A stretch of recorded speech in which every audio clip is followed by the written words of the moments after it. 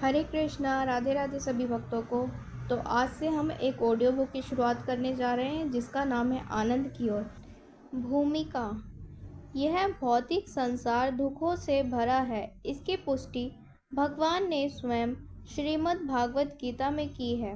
भगवान इसे दुखालयम कहते हैं, अर्थात दुखों का घर। इस संसार में जितने भी दुख हैं वे मुख्य रूप से 4 प्रकार के हैं: जन्म, मृत्यु, जरा और व्याधि। भले ही आधुनिक विज्ञान के पास इन दुखों का कोई स्थायी समाधान ना हो, लेकिन हमारे वैदिक विज्ञान ने इनके कारण और निदान दोनों ही बताए हैं।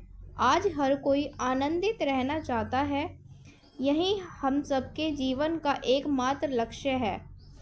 आनंद प्राप्त करने के लिए कोई डॉक्टर बनना चाहता है तो कोई समाज सेवा करना चाहता है, परंतु ये सब करने के बाद भी वह प्रसन्न नहीं हो पाता।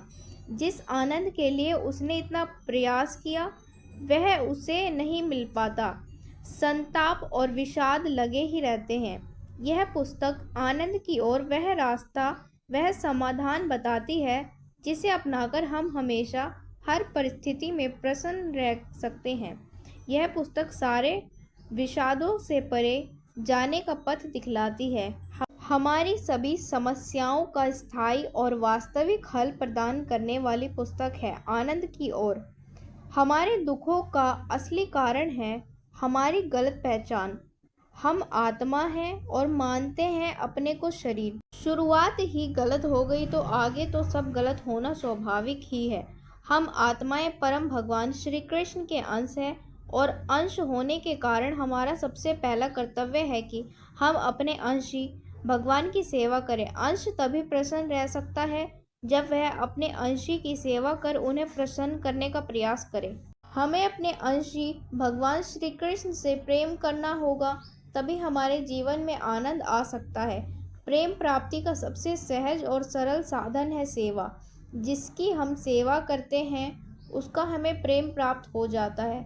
जैसे कुत्ते की सेवा करें तो उसके प्रति प्रेम का होना स्वाभाविक है, इसी तरह जब हम भगवान श्री कृष्ण की सेवा करेंगे तो धीरे धीरे कृष्ण प्रेम को प्राप्त करेंगे।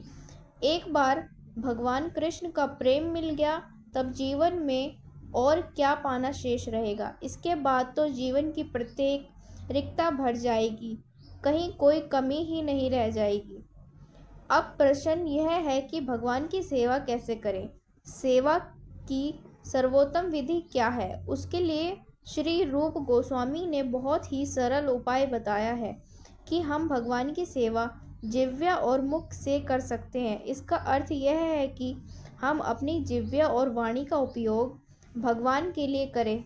जिह्वा को मात्र कृष्ण प्रसाद ही दें और वाणी का उपयोग केवल कृष्ण कथा के लिए करें। कृष्ण कथा करने का सबसे सरल तरीका है भगवान के शुद्ध नाम का बारंबार उच्चारण। कलि संतरण उपनिषद में भगवान के नामों के कीर्तन पर बल दिया गया है। इस कलयुग के लिए भगवान के नाम महामंत्र के कीर्तन को भगवान की सेवा का सबसे सरल और सर्वोत्तम उपाय बताया गया है। हरे कृष्ण कृष्ण कृष्ण हरे हरे, हरे राम राम राम हरे हरे। इस पुस्तक आनंद की ओर में इन्हीं सरल साधनों आनंद प्राप्ति के लिए उपायों के विषय में विस्तृत रूप से बताया गया है, जिन्हें सुनकर आप जीवन की सर्वोच्च सिद्धि, आनंद, संतुष्टि और शांति के मार्ग को जान पाएंगे। हरे कृष्णा।